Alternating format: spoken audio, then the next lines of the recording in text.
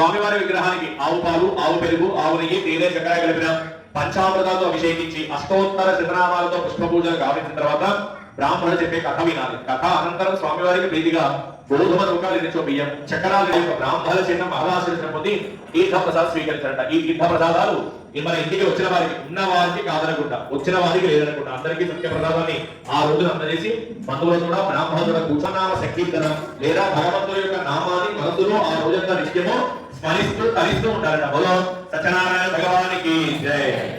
మీ చేతిలో అక్షతులు బ్రేక్ ఒక పక్కన వేసుకోండి, కథ మీద అక్షతులు సపరేట్ పక్కన వేసుకోండి, మళ్ళీ మీకు అవసరం పడుతుంది. పైన హాతలు ఇస్తారని చూసి నమస్కారం చేసుకోండి.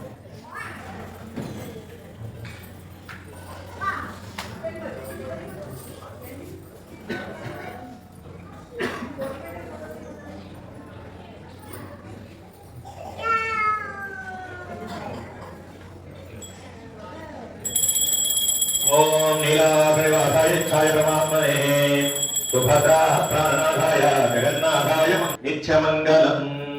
శ్రీ సత్యనారాయణ స్వామినః మంగళాయ రాజనవధారయ నమస్కృత బలో